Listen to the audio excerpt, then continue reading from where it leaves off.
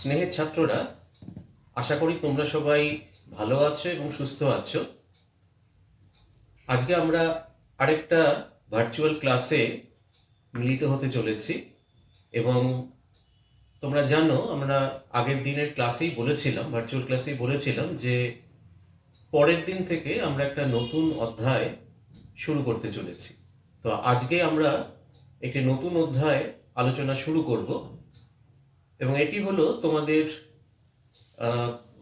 Class 10-এর ভূগোলের অর্থনৈতিক পরিবেশের মধ্যে যে তৃতীয় অধ্যায়টি রয়েছে, যার নাম হচ্ছে ভারতের জনসংখ্যা।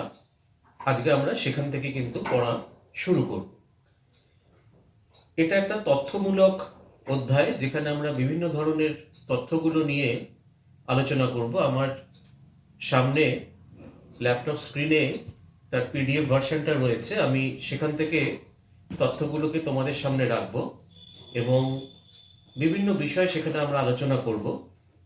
এখন এই যে অধ্যায়টা, অর্থাৎ ভারতের জনসংখ্যা যে অধ্যায়টি, সেটাকে আমরা ইচ্ছে করলে দুটো পর্বে ভাগ করে পড়তে পারি এবং আমরা সেরকমভাবেই পড়ব। এবং এই দুটো পর্বের মধ্যে প্রথম পর্বে, মানে যেটা আজকে আমরা পড়তে চলেছি, সেখানে থাকবে কিন্তু মূলত ভারতের জনসংখ্যা বিষয়ক আলোচনা, যেখানে আমরা কিছু স্ট্যাটিস্টিক্যাল বিষয় নিয়ে আলোচনা করব, অর্থাৎ জনসংখ্যা সংক্রান্ত কিছু সংখ্যা তত্ত্ব আমরা একটু দেখে নেব। তাছাড়া ভারতের জনসংখ্যা বৃদ্ধি কীরকমভাবে হয়েছে, এছাড়া আদমশুমারি বলতে কি বোঝানো হয়, ভারতে অসম জনবন্টনের কারণগুলো কি কি, জনঘনত্ব বলতে কি বোঝানো হয়, বা ভারতের কোন রাজ্যে জনঘনত্ব কী রকমের রয়েছে, এই বিষয়গুলো আজকে মূলত আমরা আলোচনা করব। আর পরের দিন আরেকটি পর্বে আমরা আলোচনা করব এই অধ্যায়েরই আরেকটি অংশ, যেখানে আমরা মূলত শহর আর নগরায়ন, এই দুটি বিষয় নিয়ে সেখানে আমরা আলোচনা করব। এই দুটো বিষয়ই কিন্তু ভারতের জনসংখ্যা নামক এই যে অধ্যায়টি, এর মধ্যে রয়েছে। তো বিষয়গত বৈচিত্র্যের কারণেই আমি এইটাকে দুটো অর্ধে ভাগ করে আমি পড়াতে চলেছি আজকে তার প্রথম অংশটা। তো চলো এবার আমরা দেখে নিই যে কি আছে এই প্রথম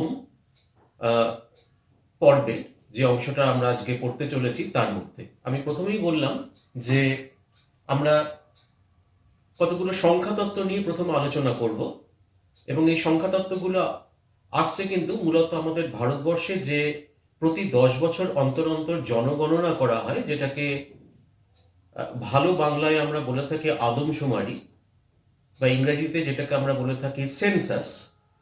তো সেই সেন্সাস থেকে যে সমস্ত তথ্যগুলো আমরা পেয়ে থাকি, সেগুলোকেই কিন্তু বিভিন্ন দৃষ্টিকোণ থেকে বিচার বিবেচনা করে কোনো একটি দেশের জনসংখ্যাগত যে পরিসংখ্যান, সেগুলোকে কিন্তু আমরা বিচার বিশ্লেষণ করি। সেখানে কত জনসংখ্যা বৃদ্ধি পেল, সেখানে পুরুষ মহিলার অনুপাত কত রয়েছে, সেখানে জাতিগত বিন্যাস কীরকম রয়েছে, এরকম বিভিন্ন বিষয়গুলো সেখান থেকে আমরা বিশ্লেষণ করি এবং সেখান থেকে বিভিন্ন রকম তথ্য আমরা তুলে নিয়ে আসতে পারি। তো এই যে সেন্সাস বা আদমশুমারি বা জনগণনা, যাই বলি না কেন, সেটা কি? তো এখানে দেখো বলা হচ্ছে, আমি একটুখানি বই থেকে এই অংশটা আমি তোমাদের পড়ে শোনাচ্ছি, যে আদমশুমারির সাধারণ যে ধারণা, মানে গণনার যে সাধারণ ধারণা, সেটা কোথা থেকে এসছে। এখানে বলা হচ্ছে যে আদমশুমারি শব্দটির উৎপত্তি কিন্তু দুটি উর্দু শব্দ থেকে, যার একটি হচ্ছে আদম, যার মানে হচ্ছে জন বা মানুষ, আর আরেকটা হচ্ছে সুমারি। এই সুমারি শব্দটা হচ্ছে একটি উর্দু শব্দ, যার প্রকৃত মানে হচ্ছে টু কাউন্ট, অর্থাৎ গণনা করা। অর্থাৎ এই দুটোকে যদি আমরা একসঙ্গে করি, তাহলে আদমশুমারি মানেই হচ্ছে কিন্তু মূলত জনসংখ্যা গণনা। এখন এর যদি একটা সংজ্ঞা আমরা তৈরি করতে চাই, ইউনিভার্সাল একটা যদি ডেফিনেশন এর একটা দিতে চাই, তাহলে জিনিসটা এরকম দাঁড়াবে যে কোনো একটি দেশে বা নির্দিষ্ট ভৌগোলিক অঞ্চলে নির্দিষ্ট সময় অন্তর জনসংখ্যা সম্পর্কিত তথ্য সংগ্রহ ও সংরক্ষণ করার সার্বিক কর্মসূচিকে বলা হয় আদমশুমারি বা জনগণনা বা সেন্সাস। তাহলে বোঝা গেল যে কোন একটি অঞ্চল বা কোন একটি দেশ একটা নির্দিষ্ট ভৌগোলিক সীমানা তার থাকবে, সেখানে একটা নির্দিষ্ট সময়ান্তরে, সেটা 5 বছর হতে পারে, 10 বছর হতে পারে, 8 বছর হতে পারে, একটা নির্দিষ্ট সময়ান্তরে জনসংখ্যা সম্পর্কিত বিভিন্ন রকম তথ্যগুলোকে সংগ্রহ করা হয় এবং সেখানে ডোর টু ডোর সার্ভে করা হয়, বাড়ি বাড়ি গিয়ে সেখানে জনসংখ্যা গণনা করা হয় এবং তার সাথে আরও বিভিন্ন ধরনের তথ্য আহরণ করা হয় এবং সেগুলোকে সংরক্ষণ করা হয়, প্রিজার্ভ করে রাখা হয়, যাতে করে পরবর্তীকালে এই সমস্ত তথ্যগুলোকে বিভিন্নভাবে বিশ্লেষণ করে কোনো একটি দেশের মানব সম্পদ কিরকম রয়েছে সেটা যাতে সেখান থেকে আমরা বুঝে উঠতে পারি।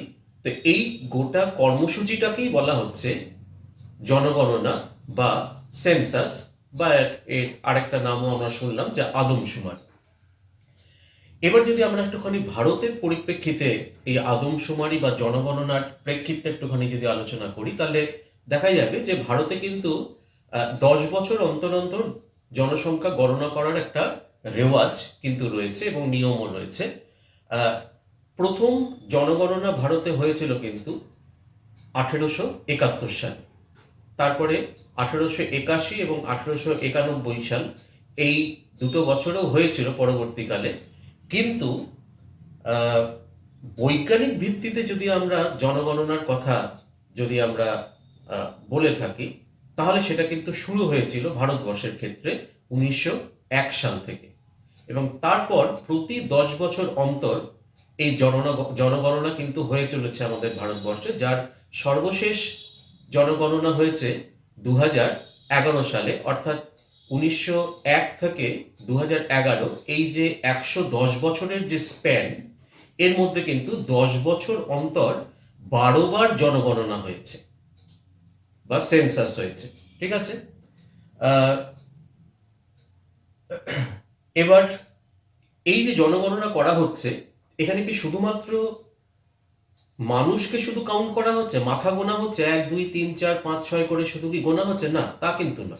প্রথম দিকে হয়তো তাই ছিল, কিন্তু পরবর্তীকালে আস্তে আস্তে বিভিন্ন ধরনের তথ্য এর মধ্যে কিন্তু ইনকর্পোরেটেড হতে থাকে, যাতে করে এখান থেকে আমরা বিভিন্ন রকম জনবিন্যাসগত বিভিন্ন তথ্য যাতে সরকার সেটাকে তুলে নিয়ে আসতে পারে এবং সেখান থেকে বিচার বিশ্লেষণ করতে পারে এবং সেই মতন পরবর্তীকালে কোনো পদক্ষেপ গ্রহণ করতে পারে। সেই কারণে বিভিন্ন সেন্সাস ইয়ারে নতুন নতুন বিভিন্ন বিষয় কিন্তু এই জনগণনার সাথে ইনক্লুডেড হয়েছে বা সেগুলো তার সাথে কিন্তু সংযুক্ত হয়েছে। যেমন আমরা আদমশুমারিতে দেশের মোট জনসংখ্যা যেরকম জানতে পারি, সেরকম সেখানে নারী পুরুষের বিভাজনটা আমরা জানতে পারি, অর্থাৎ মোট জনসংখ্যার মধ্যে কতজন নারী কতজন পুরুষ রয়েছে। বয়সের ভিত্তিতে আমরা জনসংখ্যা জানতে পারি, একটা নির্দিষ্ট বয়স ভিত্তিতে, অর্থাৎ 10 বছর বয়সী কতজন আছে, 10 থেকে 15 বছর বয়সী কতজন আছে, 15 থেকে 20 বছর বয়সী কতজন আছে, এরকম ভাবেও আমরা বয়সগত বিন্যাস আমরা করে দেখতে পারি। আমরা ধর্মের ভিত্তিতে ভাগ করে দেখতে পারি যে কোন ধর্মের মানুষ কতজন রয়েছে কোন একটি অঞ্চলে। ভাষার ভিত্তিতে ভাগ করে দেখতে পারি।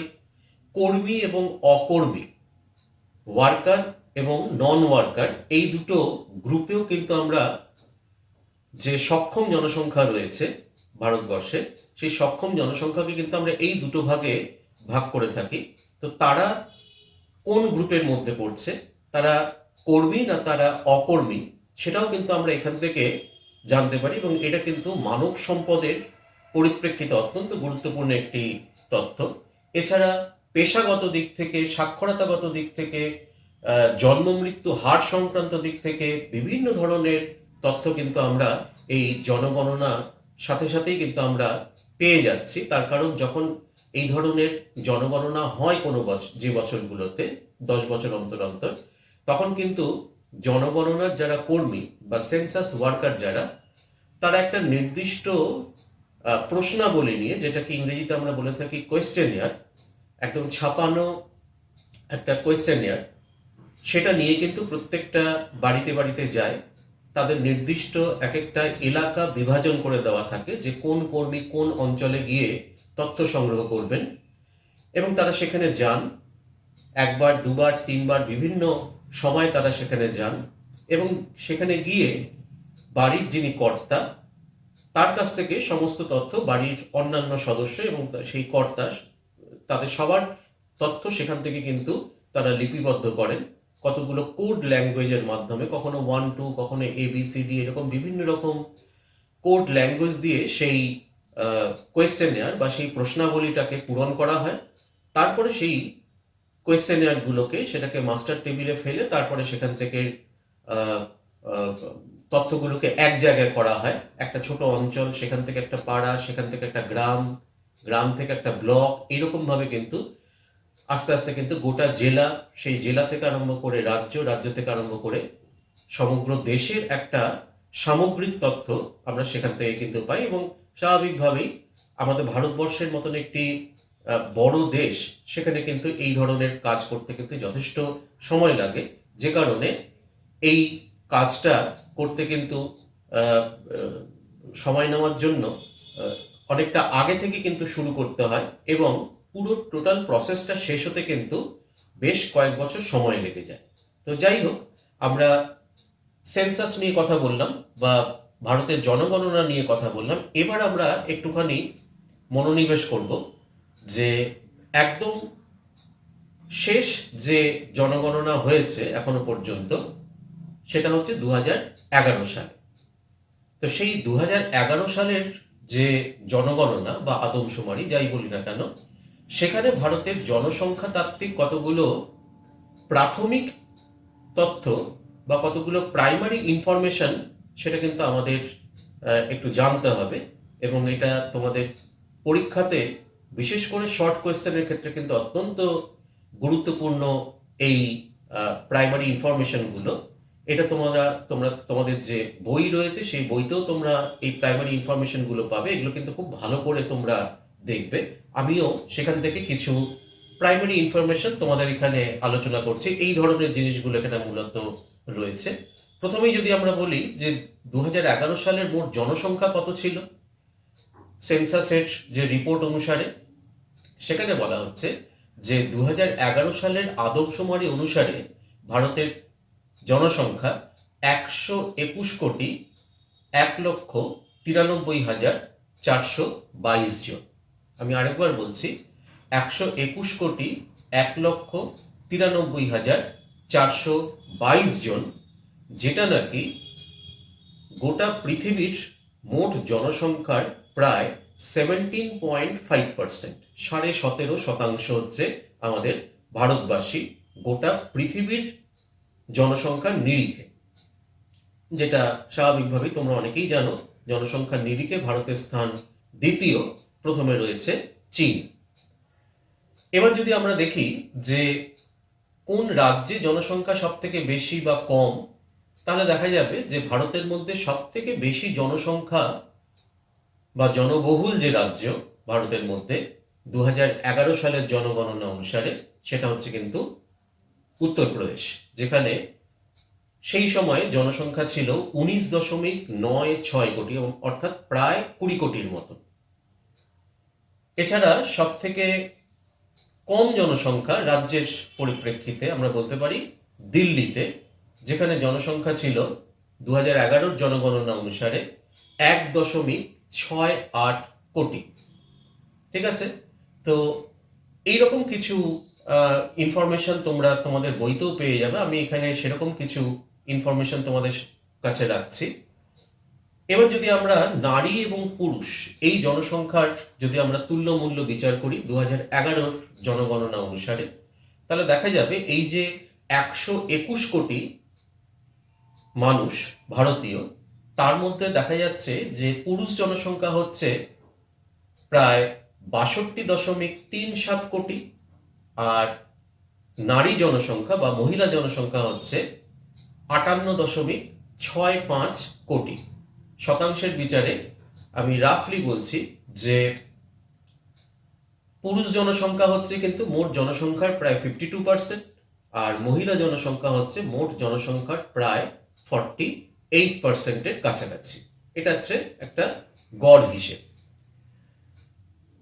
এবার যদি আমরা বার্ষিক বৃদ্ধির হার ধরি, অর্থাৎ জনসংখ্যা বৃদ্ধির বার্ষিক হার কত, 10 বছর অন্তর তো জনগণনা করা হচ্ছে, তো প্রতি বছর কিরকম হারে জনসংখ্যা বৃদ্ধি পাচ্ছে, তো সেটা বলা হচ্ছে যে ভারতে 2011 সালের জনগণনা অনুসারে বার্ষিক বৃদ্ধির হার ছিল 1.764%, যেটা অ্যাবসলিউট হিসাবে দাঁড়াচ্ছে প্রায় 1.82 কোটি। ঠিক আছে, অর্থাৎ প্রতি বছরে এই 1.82 কোটি জনসংখ্যা ভারতে কিন্তু বৃদ্ধি পেয়েছে। এবার আমরা দেখছি যে সব থেকে জনসংখ্যা বৃদ্ধি পেয়েছে কোন রাজ্যগুলোতে, কোন রাজ্যে, আর সব থেকে কম, এটা যদি আমরা দেখি তাহলে দেখা যাবে যে ভারতীয় রাজ্যগুলোর মধ্যে মেঘালয়ে জনসংখ্যা বৃদ্ধির হার কিন্তু সব থেকে বেশি এই সময়কালের মধ্যে, 27.82%, যেখানে নাগাল্যান্ডে জনসংখ্যা বৃদ্ধির হার সব থেকে কম, সেখানে আবার কম বলতে আবার সেখানে ঋণাত্মক -0.47%। ঠিক আছে, তাহলে দুটো রাজ্যের আমরা এক্সট্রিম আর দুটো সিচুয়েশন আমরা দেখলাম। সব থেকে বেশি জনসংখ্যা বৃদ্ধি কোন রাজ্যে হয়েছে, সব থেকে কম জনসংখ্যা বৃদ্ধি কোন রাজ্যে হয়েছে। এরপরে দেখো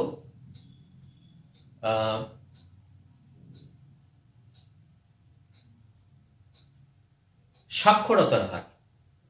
সাক্ষরতার হারের পরিপ্রেক্ষিতে যদি আমরা দেখি তাহলে ভারতের বা সর্বভারতীয় সাক্ষরতার হার 2011 জনগণনা অনুসারে দেখা গেছিল 74.04%, যেখানে রাজ্যগত দিক থেকে যদি আমরা দেখি তাহলে কেরলে ছিল সব থেকে বেশি সাক্ষর মানুষের অবস্থান, যেখানে 93.91% ছিল স্বাক্ষর।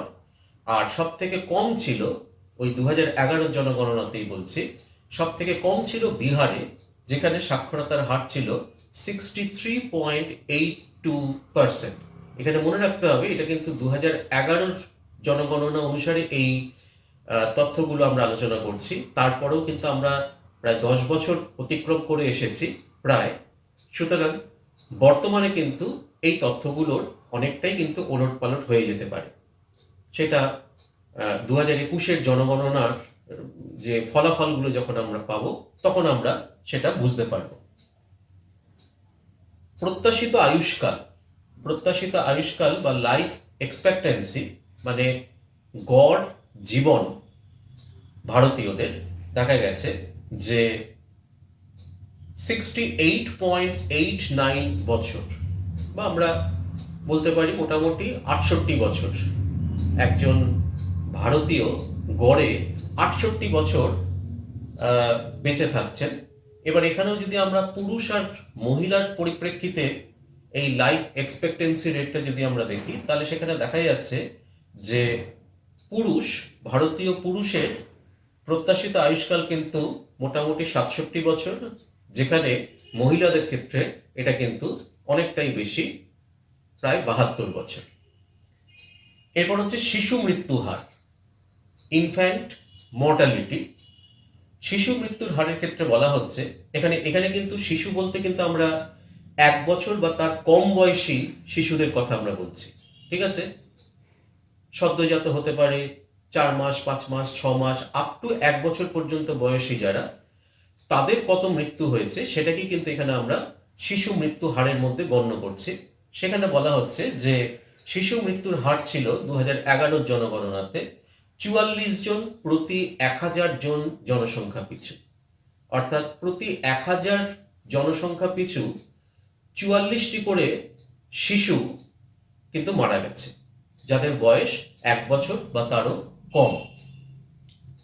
আচ্ছা, এবার হচ্ছে জনঘনত্বের কথা যদি আমরা বলি, জনঘনত্ব সম্পর্ক আমরা আজকেই আলোচনা করব। জনঘনত্ব হচ্ছে 382 জন প্রতি বর্গ কিলোমিটার, অর্থাৎ ভারতবর্ষের প্রতি বর্গ কিলোমিটার অঞ্চলে গড়ে 382 জন করে বসবাস করছে।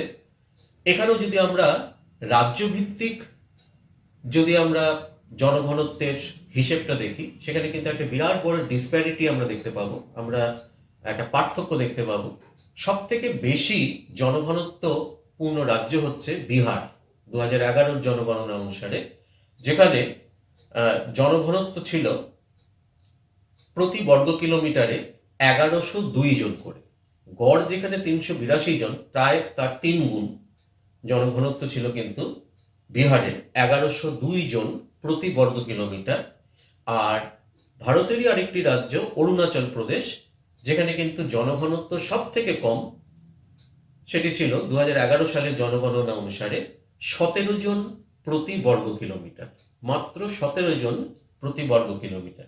তো এই ধরনের কতগুলো প্রাথমিক কতগুলো তথ্য, জনসংখ্যার সংখ্যা তত্ত্বগত কতগুলো তথ্য তোমাদের সামনে রাখলাম।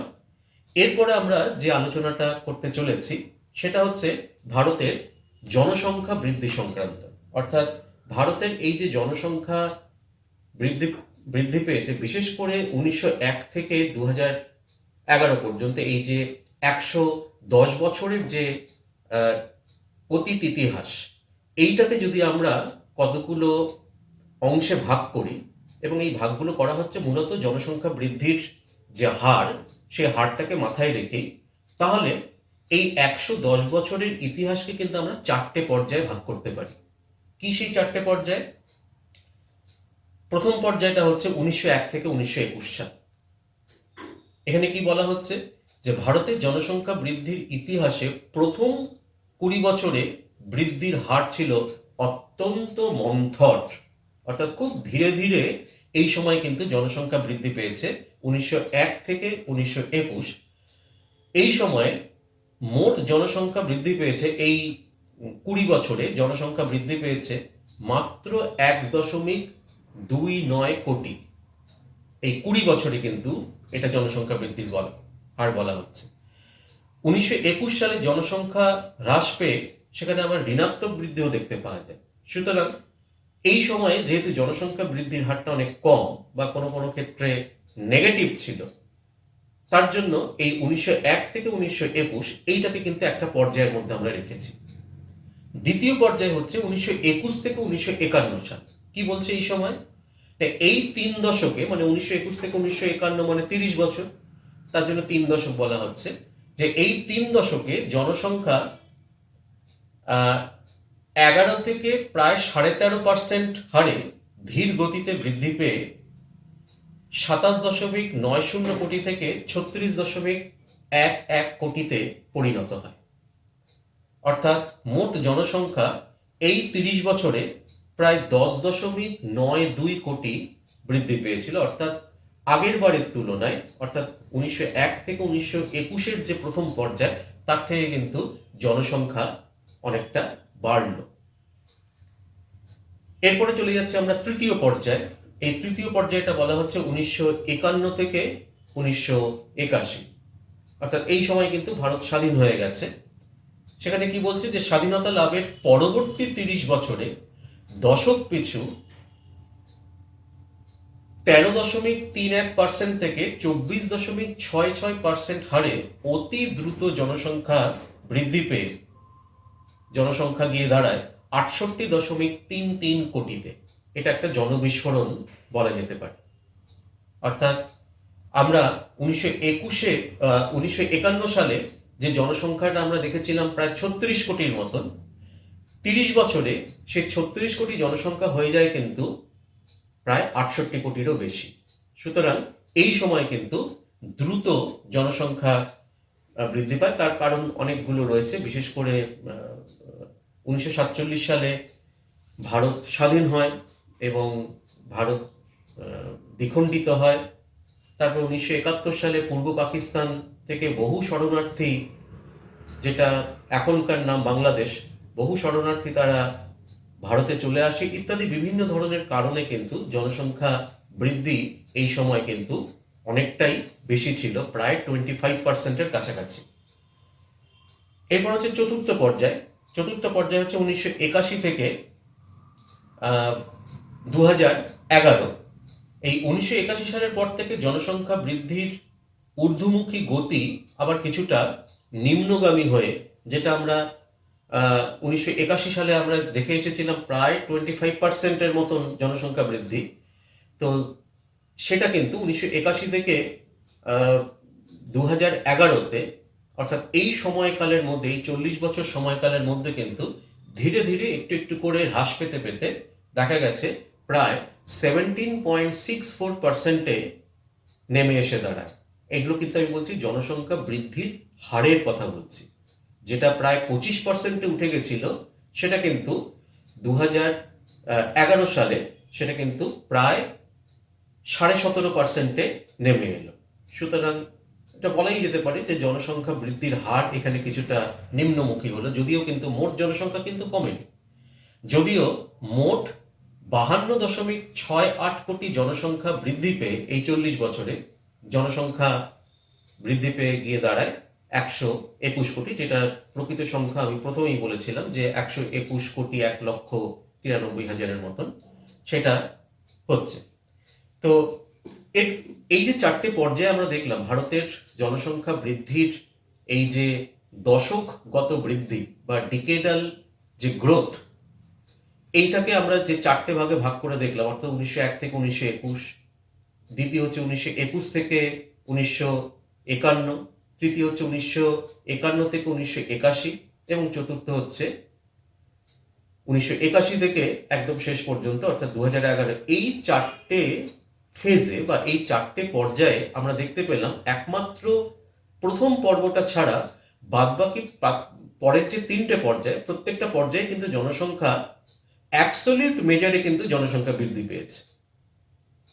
শুধুমাত্র চতুর্থ পর্যায়ে গিয়ে অর্থাৎ 1921 থেকে 2011 এই সময়কালের মধ্যে কিন্তু আমরা পপুলেশন গ্রোথ রেট অর্থাৎ জনসংখ্যা বৃদ্ধির হারটাকে আমরা কমাতে পেরেছি, কিন্তু মোট জনসংখ্যা বৃদ্ধিকে কিন্তু আমরা কমাতে পারিনি।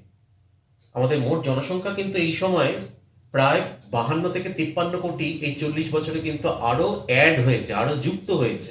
তার ফলেই তো এখন 121 কোটি জনসংখ্যা 2011 সালে গিয়ে দাঁড়ালো। তো এর প্রভাব কি বা এই দ্রুত জনসংখ্যা বৃদ্ধির কারণ কি? প্রথমে যদি আমরা একটু কারণগুলোকে খুব সংক্ষিপ্তভাবে যদি আই স্কেচিং ভাবে যদি আমরা একটুখানি দেখি, তাহলে বেশ অনেকগুলো কারণের কথা আমরা এখানে বলতে পারি। যেমন গ্রামাঞ্চলে অল্প বয়সে বিবাহের একটা প্রবণতা, দ্বিতীয় হচ্ছে মেয়েদের সামাজিক মূল্য এবং মর্যাদার অভাব, তৃতীয় হচ্ছে 15 থেকে 40 বছর বয়স্ক যুব জনগোষ্ঠীর আধিক্য, এটা দুরকম ভাবেই দেখা যেতে পারে। চতুর্থ হচ্ছে পুত্র সন্তানের প্রতি প্রবল আকাঙ্ক্ষা, এটাও একটা সামাজিক ব্যাধি। পঞ্চম হচ্ছে যৌথ পরিবার প্রথা, যদিও এটা আজকাল অনেক শহর, বিশেষ করে শহর, এটা কিন্তু আস্তে আস্তে ভেঙে যাচ্ছে। ষষ্ঠ হচ্ছে সর্বজনীন ও নারী শিক্ষা প্রসারের অভাব। সপ্তম হচ্ছে আধুনিক স্বাস্থ্য ও চিকিৎসা পরিষেবার উন্নতি। এই চিকিৎসা ব্যবস্থা যত উন্নতি হচ্ছে তত কিন্তু মৃত্যুহার কমছে, তো স্বাভাবিকভাবেই জনসংখ্যা বৃদ্ধিটা কিন্তু আরো বেশি বেশি করে প্রকট হচ্ছে এক্ষেত্রে। প্রাকৃতিক বিপর্যয় ও মহামারী রোধ, বিভিন্ন প্রাকৃতিক বিপর্যয়, আগে যেভাবে কোনো প্রাকৃতিক বিপর্যয়ে শয়ে শয়ে মানুষ মারা যেত, এখন কিন্তু বিভিন্ন প্রযুক্তির সাহায্যে আমরা সেই প্রাকৃতিক বিপর্যয় হওয়ার অনেক আগেই আমরা কিন্তু মানুষদের সচেতন করতে পারছি। তার ফলে প্রাকৃতিক বিপর্যয় থেকে প্রাণহানি সেটা কিন্তু এখন অনেকটাই কমানো গেছে। সম্পত্তি হানি হয়তো এখনো হচ্ছে, কিন্তু প্রাণহানি কিন্তু অনেকটাই কমানো গেছে। সুতরাং এটাও কিন্তু জনসংখ্যা অ্যাবসলিউট মেজারে জনসংখ্যা বৃদ্ধির একটা অন্যতম কারণ। মহামারী রোধ করা গেছে, আমরা তো এখন একটা মহামারীর মধ্যে দিয়ে যাচ্ছি, দেখা যাক এই পর্বটা আমরা কিভাবে ওভারকাম করতে পারি।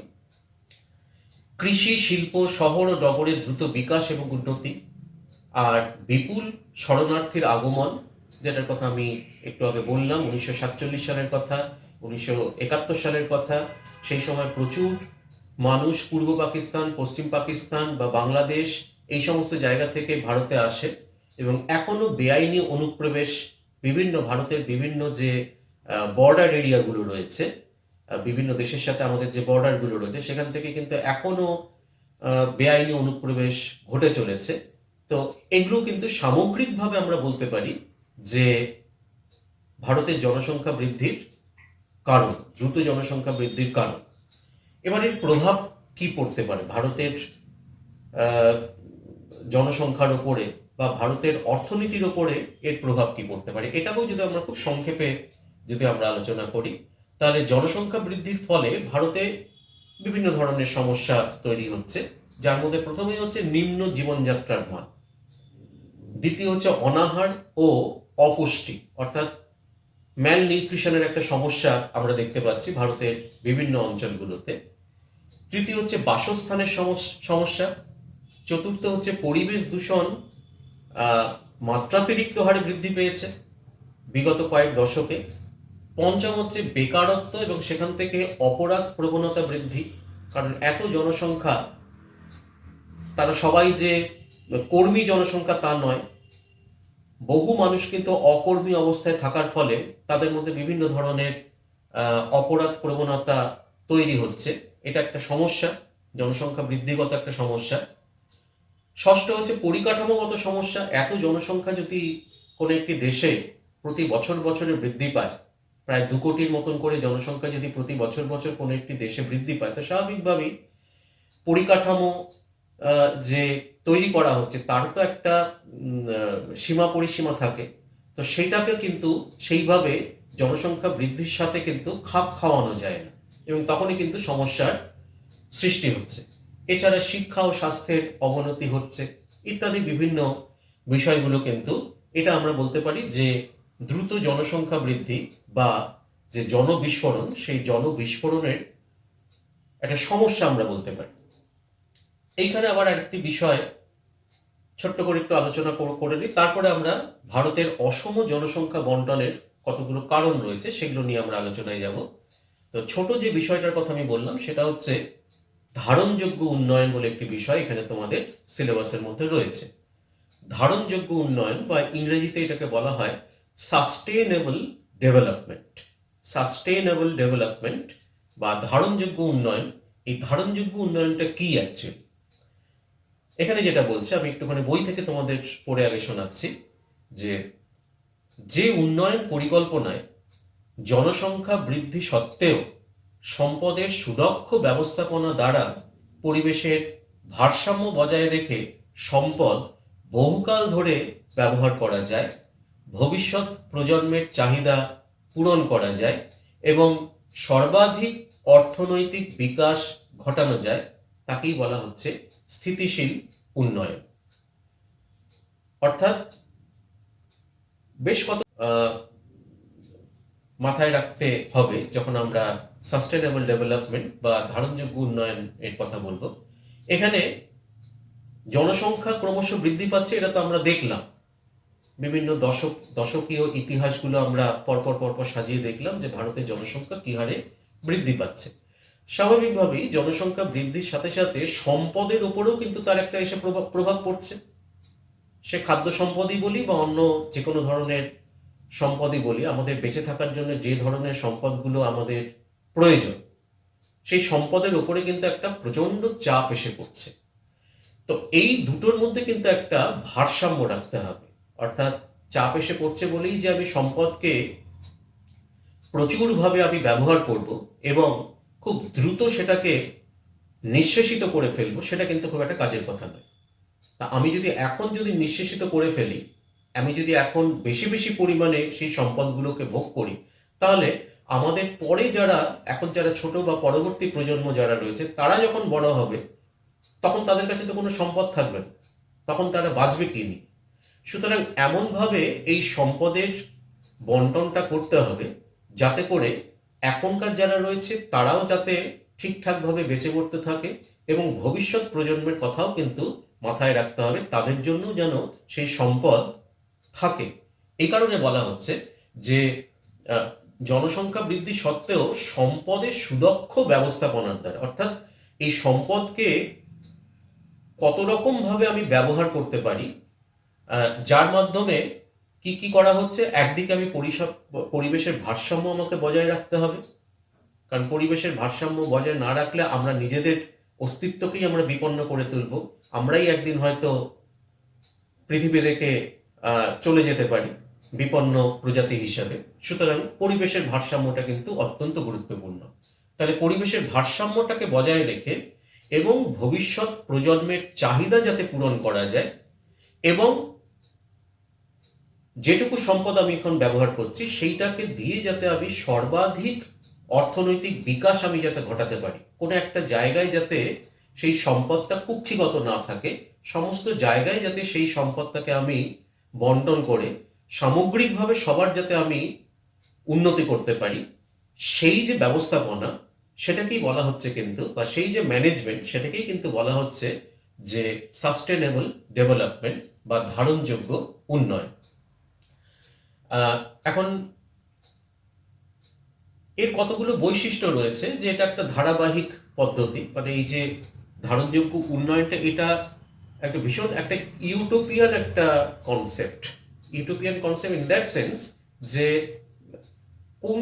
কোন জায়গাটাকে বা সম্পদের কোন বন্টনগত অবস্থানকে আমি ধারণযোগ্য যে উন্নয়ন বলবো, সেটার কিন্তু নির্দিষ্ট কোনো ডেফিনেশন নেই। ডেফিনেশন ইন দ্যাট সেন্স যে নির্দিষ্ট কোনো পরিসংখ্যান কিন্তু নেই। এটা একটা দেশ থেকে আরেকটা দেশে কিন্তু পরিবর্তিত হতে পারে, বা একটা দেশের মধ্যেই একটা রাজ্য থেকে আরেকটা রাজ্য বা একটা অঞ্চল থেকে আরেকটা অঞ্চলের মধ্যে কিন্তু পরিবর্তিত হতে পারে। সেই অঞ্চলের ভৌগোলিক, সামাজিক, অর্থনৈতিক বিভিন্ন পরিবেশের উপর নির্ভর করে কিন্তু এই সমস্ত বিষয়ের ব্যবস্থাপনার বিষয়টা। তো এই কারণে এটাকে বলা হচ্ছে এটা কিন্তু একটা ধারাবাহিক পদ্ধতি। এটি সমতা ও ন্যায়পরায়ণতার উপর প্রতিষ্ঠিত, অর্থাৎ সবাই সমানভাবে পাবে এবং ন্যায়গতভাবে সবার সম্পদের উপর সমান অধিকার রয়েছে, এই প্রিন্সিপালের ওপরে বা এই নীতির ওপরে কিন্তু এই ধারণযোগ্য উন্নয়নটা কিন্তু দাঁড়িয়ে রয়েছে। আমার ক্ষমতা বেশি, আমি বেশি সম্পদ আহরণ করে নেব, ব্যবহার করব, আর যার ক্ষমতা কম সে কম সম্পদ পাবে, এইটা যেন না হয়। অর্থাৎ সম্পদ সবার এবং তার উপরে সবার যেন ন্যায়সঙ্গত অধিকার থাকে, এই ধারণার উপরে কিন্তু এটা দাঁড়িয়ে রয়েছে। তৃতীয় হচ্ছে সম্পদকে সুষ্ঠুভাবে ব্যবহার করে মানুষের সুখ ও শান্তি বজায় রাখে ও পরিবেশের ক্ষতিও যাতে না হয়, এই দুটো বিষয় কেউ মাথায় রাখতে হবে। অর্থাৎ একদিকে মানুষ যাতে সন্তুষ্ট থাকে সে যা পেয়েছে, সাথে সাথে পরিবেশের ভারসাম্যটাও যেন বজায় থাকে এবং এর মধ্যে যেন একটা সমতা থাকে, ন্যায়সঙ্গত সমতা বিধান যেন এর মধ্যে থাকে। এই বিষয়গুলো যদি থাকে তবেই কিন্তু আমরা বলতে পারবো যে কোনো একটি অঞ্চলে বা কোনো একটি রাজ্যে বা কোনো একটি দেশে যে উন্নয়নটা চলছে সেই উন্নয়নটা কিন্তু ধারণযোগ্য উন্নয়ন। এইবার আমরা চলে যাচ্ছি সব থেকে গুরুত্বপূর্ণ এই চ্যাপ্টারের মধ্যে গুরুত্বপূর্ণ একটি বিষয়, যেটা নিয়ে তোমাদের প্রায় মাধ্যমিকেই এটার উপরে প্রশ্ন আসে। সেটা হচ্ছে ভারতে অসম জনবন্টনের কারণ। অর্থাৎ এই যে বিশাল ভারতবর্ষ, যেখানে 121 কোটিরও বেশি মানুষ বসবাস করছে 2011 সালের জনগণনা অনুসারে আমরা দেখলাম, এদের ডিস্ট্রিবিউশনটা কিন্তু সমান নয়। যে সব জায়গায় যে সমহারে মানুষ বসবাস করছে গোটা ভারতবর্ষের বিভিন্ন প্রান্ত, যে উত্তর থেকে দক্ষিণ, পূর্ব থেকে পশ্চিম, তা কিন্তু বিষয়টা নয়। কোনো কোনো অঞ্চলে বা কোনো কোনো পকেটে কিন্তু দেখা যাচ্ছে জনসংখ্যা অত্যন্ত বেশি, আবার কোনো কোনো জায়গায় দেখা যাচ্ছে জনসংখ্যা অত্যন্ত কম। আমরা জনঘনত্বের একটা হিসেবে দেখাচ্ছিলাম যে বিহারে যেখানে জনঘনত্ব প্রায় 1100 জন প্রতি বর্গ কিলোমিটার, সেখানে অরুণাচল প্রদেশে মাত্র 17 জন প্রতি বর্গ কিলোমিটার। তো এই ধরনের যে ডিসপ্যারিটি বা এই ধরনের যে একটা অসাম্যতা বা অসমতা, সেটা কেন? তার কতগুলো কারণ যদি আমরা দেখি, তাহলে মূলত এই কারণগুলোকে আমরা 3টে ভাগে ভাগ করতে পারি। একটা হচ্ছে কিছু রয়েছে যেগুলোকে আমরা প্রাকৃতিক কারণ বলতে পারি, কিছু এমন কারণ রয়েছে যেগুলোকে আমরা অর্থনৈতিক কারণ বলতে পারি, আর কিছু এমন বিষয় রয়েছে যেগুলো সামাজিক সাংস্কৃতিক কারণ বা বিষয়ের মধ্যে পড়ছে, যে কারণে এই যে সারা ভারত জুড়ে জনসংখ্যার একটা অসম বন্টন আমরা দেখতে পাচ্ছি। তো প্রাকৃতিক কারণের মধ্যে প্রথমেই যেটা আমরা বলতে পারি সেটা হচ্ছে ভূপ্রকৃতি। ভূপ্রকৃতি সব থেকে গুরুত্বপূর্ণ একটি বিষয়, যেখানে বলা হচ্ছে যে ভারতের যে সমস্ত অঞ্চলগুলো আহ, পাহাড়ি অঞ্চল বা যে সমস্ত অঞ্চলগুলো মরু অঞ্চল, ভারতের একদম পশ্চিম দিকে থর মরুভূমি রয়েছে রাজস্থানে, বা ভারতের যে সমস্ত জায়গাগুলো তোমরা ভারতের ভূপ্রকৃতি পড়ে এসেছো, তোমরা জানো কোন কোন জায়গায় পার্বত্য অঞ্চল রয়েছে, সেই সমস্ত জায়গায় কিন্তু ভূমিরূপগত কারণেই সেখানে জনঘনত্ব অনেক কম বা জনসংখ্যার পরিমাণ কম। অন্যদিকে সমতল জমি বা উর্বর পলিমাটি যেখানে রয়েছে বা উন্নত যোগাযোগ ব্যবস্থা যেখানে স্থাপন করা যাচ্ছে, কৃষি, শিল্প, ব্যবসা বাণিজ্য ইত্যাদি সুযোগ সুবিধা যে সমস্ত জায়গায় বেশি, সেখানে কিন্তু জনসংখ্যার ঘনত্ব অনেক বেশি হচ্ছে। যে কারণে সিন্ধু, গঙ্গা, ব্রহ্মপুত্র সমভূমি অঞ্চল বা উপকূলীয় যে সমভূমি অঞ্চল ভারতে রয়েছে, পূর্ব উপকূলীয় এবং পশ্চিম উপকূলীয় সমভূমি, সেখানে কিন্তু জনসংখ্যার ঘনত্বটা অনেক বেশি। সুতরাং এই অসম জনঘনত্বের একটা অন্যতম বড় কারণ হচ্ছে কিন্তু ভূপ্রাকৃতিক বৈষম্য। স্বাভাবিকভাবেই যেখানে ভূপ্রকৃতি মানুষের বসবাসযোগ্য, সেই জায়গাগুলোতে কিন্তু জনসংখ্যার ঘনত্ব বেশি হচ্ছে। আর যে সমস্ত জায়গাগুলো পাহাড়ি অঞ্চল বা মরু অঞ্চল, সেখানে কিন্তু জনঘনত্ব কম। দ্বিতীয় হচ্ছে মৃত্তিকা বা মাটি, পলিমাটি, দোআঁশ মাটি, কৃষ্ণ মৃত্তিকা, এগুলো আমরা সবাই জানি যে এগুলো উর্বর মাটি ভারতবর্ষে। এবং এই সমস্ত মৃত্তিকাযুক্ত ভারতবর্ষের যে সমস্ত অঞ্চল, সেগুলো কিন্তু অত্যন্ত জনঘনবসতিপূর্ণ। যেমন সিন্ধু গঙ্গার পলিমাটিযুক্ত অঞ্চল বা দাক্ষিণাত্যের রেগুর মৃত্তিকা অঞ্চল, এখানে কিন্তু জনসংখ্যা অনেক বেশি। আবার আমরা যদি দেখি যে ছোটনাগপুর অঞ্চল, যেখানে ল্যাটেরাইট মৃত্তিকা রয়েছে, বা হিমালয়ের পার্বত্য অঞ্চল বা পাদদেশীয় অঞ্চল যেখানে পর্জল মৃত্তিকা রয়েছে, বা মরু অঞ্চল রাজস্থানের যেখানে সিরোজম মৃত্তিকা রয়েছে, এই সমস্ত মৃত্তিকাগুলো কিন্তু কৃষিকাজের পক্ষে খুব একটা অনুকূল নয়। সে কারণে কিন্তু এই জায়গাগুলো দেখা গেছে যে জনসংখ্যার ঘনত্ব অনেকটা কম। সুতরাং এখানে কিন্তু ফ্যাক্টর হয়ে দাঁড়ালো মৃত্তিকা। তৃতীয় হচ্ছে জলের প্রাপ্যতা।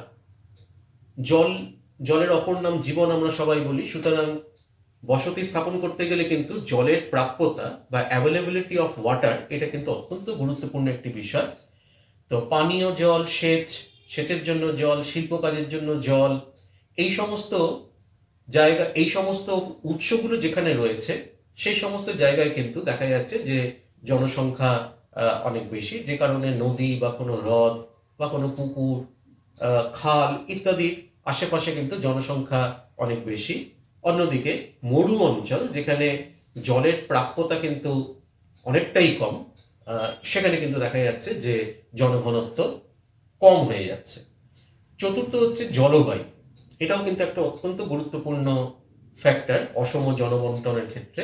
সেখানে বলা হচ্ছে যে ভারতবর্ষের পরিপ্রেক্ষিতেই যদি আমরা দেখি যে হিমালয় পার্বত্য অঞ্চল অত্যন্ত ঠান্ডা হওয়ার কারণে সেখানে যেরকম জনসংখ্যা কম, আবার উষ্ণ মরু অঞ্চল ভারতবর্ষের পশ্চিম দিকে, সেখানেও আবার অত্যধিক উষ্ণতার জন্য সেখানে কিন্তু আবার জনহীন মরু অঞ্চল আমরা দেখতে পাচ্ছি। আবার অন্যদিকে আমরা যদি দেখি যে ভারতের যে মৌসুমী জলবায়ু অঞ্চল যুক্ত যে অঞ্চলগুলো রয়েছে, উষ্ণ আর্দ্র মৌসুমী জলবায়ুর জন্য যে সমস্ত জায়গায় নিবিড় প্রথায় কৃষিকার্য করা হচ্ছে, বা পরিবহন ব্যবস্থা যেখানে ভালো, শিল্প ব্যবসা বাণিজ্য যেখানে অনেক উন্নত, যার একটা উদাহরণ হচ্ছে উত্তরের সমভূমি অঞ্চল, যেটা তোমরা ভারতের ভূপ্রকৃতির মধ্যে পড়েছ, সেখানে কিন্তু জনঘনত্ব অনেক বেশি। অথবা উপদ্বীপীয় অবস্থানে সামুদ্রিক জলবায়ুতে মৃদুভাবাপন্ন আর্দ্র আবহাওয়া স্বাস্থ্যেরও উপযুক্ত এবং সেটা জনঘনত্বপূর্ণ, যেমন ভারতের পূর্ব এবং পশ্চিম উপকূল, সেখানেও কিন্তু জনসংখ্যা ঘনত্ব কিন্তু বেশ ভালো। সুতরাং জলবায়ু এক্ষেত্রে কিন্তু একটা বড় ভূমিকা পালন করছে। এরপরে যদি আমরা অর্থনৈতিক কারণগুলোর দিকে নজর দিই, এতক্ষণ যেগুলো বললাম সেগুলো হচ্ছে প্রাকৃতিক কারণ।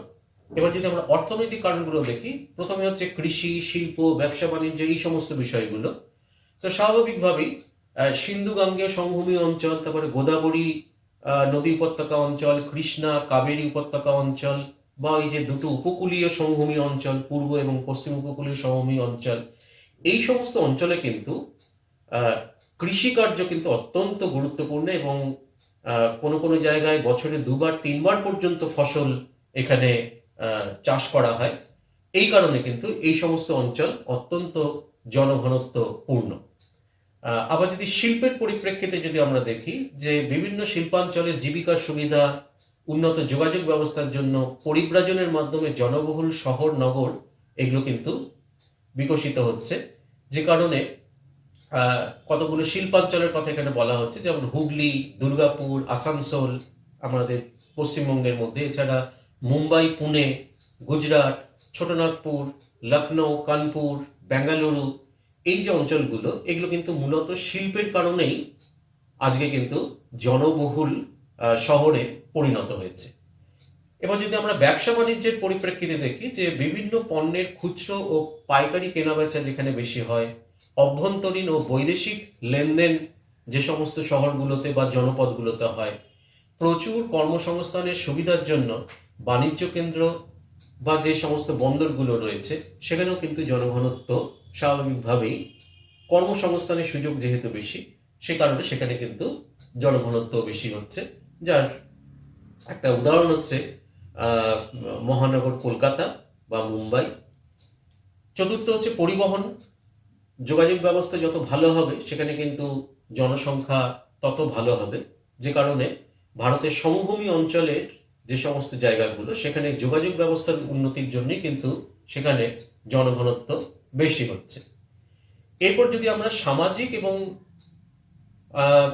সাংস্কৃতিক যে সমস্ত কারণগুলো রয়েছে সেই সমস্ত দিকে যদি আমরা দেখি, তাহলে সেখানে আমরা দুটো বিষয় বলতে পারি, একটা ধর্ম আর একটা হচ্ছে শিক্ষা সংস্কৃতি। ধর্মের পরিপ্রেক্ষিতেও কিন্তু দেখা যাচ্ছে যে বিভিন্ন ধর্মাবলম্বী মানুষের ধর্মীয় আচার ও প্রথা পালনের জন্য যে তীর্থস্থানগুলো গড়ে উঠেছে সেগুলো কিন্তু বর্তমানে নিবিড় জনবসতিতে পরিণত হয়েছে। এরকম বহু উদাহরণ আমাদের ভারতবর্ষে রয়েছে, যেমন কতগুলো শহরের নাম আমি এখানে পড়ছি, নামগুলো শুনলেই তোমরা বুঝতে পারবে। যেমন পুরী, তারপরে মথুরা বা কাশী, দক্ষিণ ভারতে হচ্ছে তোমার মাদুরাই, তিরুপতি, উত্তর ভারতে আছে হরিদ্বার, বৈষ্ণোদেবী, পশ্চিম ভারতে আছে আজমের। তো এইরকম জায়গাগুলো কিন্তু মূলত ধর্মীয় তীর্থস্থানের কারণেই কিন্তু এদের বিকাশ লাভ ঘটেছে এবং জনসংখ্যার ঘনত্ব বা জনসংখ্যার পরিমাণ বৃদ্ধি পেয়েছে। আর শিক্ষা সংস্কৃতির জন্য যদি কোনো জায়গায় জনসংখ্যা বৃদ্ধি পেয়ে থাকে সেরকম কতগুলো জায়গার নাম বা স্থানের নাম বললেই তোমরা বুঝতে পারবে। যেমন নালন্দা, যেমন আলিগড়, যেমন আমাদের পশ্চিমবঙ্গে শান্তিনিকেতন, এগুলো কিন্তু শিক্ষা, শিল্পকলা, সংস্কৃতির কেন্দ্ররূপেই কিন্তু জনবহুল অঞ্চলে পরিণত হয়েছে। সুতরাং তোমরা বুঝতেই পারছো যে প্রাকৃতিক কারণ, অর্থনৈতিক কারণ এবং সামাজিক ও সাংস্কৃতিক বিভিন্ন কারণের জন্যই কিন্তু ভারতবর্ষে সর্বত্র জনসংখ্যার বন্টন কিন্তু সমান হতে পারেনি। যেখানে যেখানে সুযোগ সুবিধা মানুষ পেয়েছে সেখানেই সে কিন্তু স্থায়ী বা অস্থায়ীভাবে তার বসতি নির্মাণ করেছে বা তার বসবাসের স্থান সে নির্বাচন করে নিয়েছে। স্বাভাবিকভাবেই যেখানে মানুষের বেঁচে থাকার জন্য যে সমস্ত উপাদানগুলো তার প্রয়োজন সেগুলো যত স্বল্প আয়াসে বা স্বল্প প্রচেষ্টায় সে সংগ্রহ করতে পারছে সেই জায়গাগুলোকেই কিন্তু সে বেছে নিচ্ছে তার বসতি হিসেবে। তো এই কারণেই দেখা যাচ্ছে যে ভারতের সর্বত্র জনসংখ্যার বন্টন কিন্তু সমান নয়। কোনো জায়গায় অনেক বেশি, কোনো জায়গায় মাঝারি, আবার কোনো জায়গায় খুবই কম। এটা আমরা জনঘনত্বের পরিপ্রেক্ষিতে আরেকবার আমরা দেখে নিতে পারবো। এরপরের টপিকে আমরা চলে যাচ্ছি এবং আজকের আলোচনার একদম প্রায় শেষ অংশে আমরা চলে এসেছি। সেটা হচ্ছে জনঘনত্ব বা পপুলেশন ডেনসিটি কাকে বলে। এখানে বলা হচ্ছে যে প্রতি বর্গ কিলোমিটার এলাকায় বসবাসকারী মোট জনসংখ্যাকে বলা হচ্ছে জনঘনত্ব বা ডেনসিটি অফ পপুলেশন। কোনো দেশ বা অঞ্চলে বসবাসকারী মোট জনসংখ্যা ও মোট জমির পরিমাণ বা ক্ষেত্রমানের সংখ্যাসূচক অনুপাতকে জনঘনত্ব বলা হয়। অর্থাৎ ভূপৃষ্ঠে মানুষের বন্টনগত তারতম্যের একটা অন্যতম সূচক হলো কিন্তু এই জনঘনত্ব। অর্থাৎ জনসংখ্যার বন্টন ঠিকঠাক আছে না কম আছে না বেশি আছে, এটা কিন্তু বোঝা যায় সেই দেশের জনঘনত্বের এককটা দিয়ে বা জনঘনত্বের পরিমাণটা দিয়ে। এটি একটি কাম্য জনসংখ্যা সম্পর্কে এটি থেকে কাম্য জনসংখ্যা সম্পর্কে কিন্তু ধারণা পাওয়া যায় না, যদিও কাম্য জনসংখ্যা নিয়ে আমি এখানে আলোচনা করতে চাইছি না, যেহেতু এই বিষয়টা তোমাদের নেই এখানে। শুধু এটুকুই জেনে রাখো যে কাম্য জনসংখ্যা মানে হচ্ছে যে সম্পদের পরিপ্রেক্ষিতে জনসংখ্যা যদি আনুপাতিক হয় তাহলে সেটাকে আমরা কাম্য জনসংখ্যা বা আদর্শ জনসংখ্যা বলি। তো এই জনঘনত্ব দিয়ে কিন্তু আমরা সেই দেশ বা সেই অঞ্চলটাতে কাম্য জনসংখ্যা বা আদর্শ জনসংখ্যা আছে কিনা সেটা কিন্তু আমরা বিচার বিশ্লেষণ করতে পারি না। তার জন্য কিন্তু অন্য কিছু ক্রাইটেরিয়া রয়েছে, সেগুলোর মধ্যে আমি যাচ্ছি না। তো এবার আমরা জনঘনত্বের ভারতীয় উদাহরণটা যদি আমরা দেখি, 2011 সালে আমরা দেখেছিলাম যে 2011 সালের সেন্সাস অনুসারে ভারতের জনসংখ্যা ছিল 121,01,93,422 জন। আর ভারতের মোট ক্ষেত্রমান হচ্ছে 31,66,414 বর্গ কিলোমিটার। তাহলে এখানে জনঘনত্বের যে ফর্মুলা বা সূত্র সেটা হচ্ছে কি, জনঘনত্ব ইজ ইকুয়াল টু মোট জনসংখ্যা ডিভাইডেড বাই মোট জমির পরিমাণ। তাহলে ওই 121 কোটি ডিভাইডেড বাই ওই 31,66,414 এইটাকে দিয়ে যদি আমরা ভাগ করি তাহলে মোটামুটি যেটা আমরা ভাগফল পাচ্ছি সেটা হচ্ছে 382.197, বা এটাকে একটা রাউন্ড অফ করে আমরা বলছি 382 জন প্রতি বর্গ কিলোমিটার। এটার কথা আমরা একদম প্রথমে কিন্তু বলেছিলাম যখন আমরা কতগুলো প্রাথমিক তথ্য ভারতের জনগণনা অনুসারে আলোচনা করছিলাম। সেখানে আমরা বলেছিলাম যে ভারতের জনঘনত্ব হচ্ছে, গড় জনঘনত্ব হচ্ছে প্রতি বর্গ কিলোমিটারে 382 জন। এখানে যদি আমরা কতগুলো স্ট্যাটিস্টিক্স দেখি জনঘনত্বের পরিপ্রেক্ষিতে, তাহলে এখানে বলা হচ্ছে যে ভারতের সব থেকে বেশি জনঘনত্ব দেখতে পাওয়া যায় দিল্লিতে, যেখানে প্রতি বর্গ কিলোমিটারে জনসংখ্যা হচ্ছে 11,297 জন। এটা কিন্তু 2011 সালের ক্ষেত্রে বলছি। আর সব থেকে কম জনঘনত্ব দেখতে পাওয়া যায় কিন্তু লাদাখে, যেটা হচ্ছে 4.6 জন প্রতি বর্গ কিলোমিটার। এবার যদি আমরা জনঘনত্বের বিচারে ভারতের রাজ্যগুলোর যদি একটা বিন্যাস করি তাহলে দেখা যাবে যে আমরা এটাকে 5টা ভাগে ভাগ করতে পারি। কি সেই 5টা ভাগ? একটা হচ্ছে অতি উচ্চ জনঘনত্বযুক্ত অঞ্চল, যেখানে প্রতি বর্গ কিলোমিটারে 800 জন বা তার বেশি মানুষ বসবাস করে, সেই রাজ্যগুলোকে একটা ক্যাটাগরিতে রাখা হচ্ছে। দ্বিতীয় হচ্ছে অধিক জনঘনত্বযুক্ত অঞ্চল, 401 থেকে 800 জন প্রতি বর্গ কিলোমিটারে যেখানে বসবাস করছে। তৃতীয় হচ্ছে মধ্যম জনঘনত্বযুক্ত অঞ্চল, যেখানে 201 জন থেকে 400 জন প্রতি বর্গ কিলোমিটারে বসবাস করছে। চতুর্থ হচ্ছে বিরল জনঘনত্বযুক্ত অঞ্চল, যেখানে প্রতি বর্গ কিলোমিটারে 101 থেকে 200 জন বসবাস করছে। আর পঞ্চম হচ্ছে অতি বিরল জনঘনত্বযুক্ত অঞ্চল, যেখানে প্রতি বর্গ কিলোমিটারে 100 জনের কম বসবাস করছে। এবার যদি আমরা রাজ্যগুলোর কয়েকটা বিন্যাস দেখি, কে কোন গ্রুপের মধ্যে পড়ছে, এই যে 5টা ক্যাটাগরিতে ভাগ করলাম আমরা, অতি উচ্চ, অধিক, মধ্যম, বিরল আর অতি বিরল, এর মধ্যে কোন রাজ্য কোন ক্যাটাগরিতে পড়ছে। তাহলে প্রথমটায় অর্থাৎ অতি উচ্চ জনঘনত্বযুক্ত অঞ্চল, যেখানে 800 জন বা তার বেশি প্রতি বর্গ কিলোমিটারে বসবাস করছে, এইরকম প্রশাসনিক বিভাগ কিন্তু ভারতবর্ষে বেশ কয়েকটি রয়েছে, যেমন বিহার, পশ্চিমবঙ্গ, কেরল, উত্তরপ্রদেশ, দিল্লি, চণ্ডীগড়, পন্ডিচেরি, লাক্ষাদ্বীপ, দমন আর দিউ। এরপর হচ্ছে অধিক জনঘনত্বযুক্ত অঞ্চল, যেখানে 401 থেকে 800 জন প্রতি বর্গ কিলোমিটারে বসবাস করছে, সেই রকম প্রশাসনিক অঞ্চল হচ্ছে হরিয়ানা, তামিলনাড়ু, ঝাড়খণ্ড, পাঞ্জাব, দাদরা ও নগর হাভেলি। মধ্যম জনঘনত্বযুক্ত অঞ্চল, যেখানে 201 থেকে 400 জন প্রতি বর্গ কিলোমিটারে বসবাস করছে, এখানে অনেকগুলো প্রশাসনিক বিভাগ রয়েছে, গোয়া, অসম, মহারাষ্ট্র, ত্রিপুরা, অন্ধ্রপ্রদেশ, কর্ণাটক, গুজরাট, ওড়িশা, মধ্যপ্রদেশ, রাজস্থান, আর জম্মু কাশ্মীর। বিরল জনঘনত্বযুক্ত অঞ্চল যেখানে 101 থেকে 200 জন, সেখানে রয়েছে উত্তরাখণ্ড, ছত্তিশগড়, নাগাল্যান্ড, হিমাচল প্রদেশ, মণিপুর আর মেঘালয়। আর অতি বিরল জনঘনত্বযুক্ত অঞ্চল যেখানে 100 জন বা তারও কম প্রতি বর্গ কিলোমিটারে, যার মধ্যে রয়েছে লাদাখ, সিকিম, মিজোরাম, অরুণাচল প্রদেশ, আন্দামান ও নিকোবর দ্বীপপুঞ্জ। ঠিক আছে, তো এই হচ্ছে ভারতের জনঘনত্বের ভিত্তিতে 5টা ক্যাটাগরি, ভারতীয় রাজ্যগুলোকে 5টা ক্যাটাগরিতে ভাগ করা হয়েছে, তার একটা সংক্ষিপ্ত বর্ণনা। তো এর মাধ্যমেই আজকে আমাদের যে আলোচ্য বিষয়, সেই আলোচ্য বিষয়গুলো আমরা আজকে এখানে শেষ করতে পারলাম।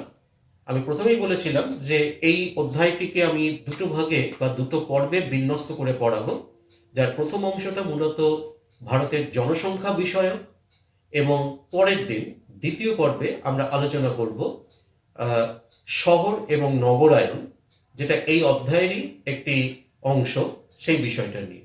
সুতরাং আজকের মতন আমাদের ভার্চুয়াল ক্লাস আমরা এখানেই শেষ করলাম। তোমরা সবাই ভালো থেকো, সুস্থ থেকো। আবার পরের দিনের ক্লাসে তোমাদের সাথে আবার দেখা হচ্ছে।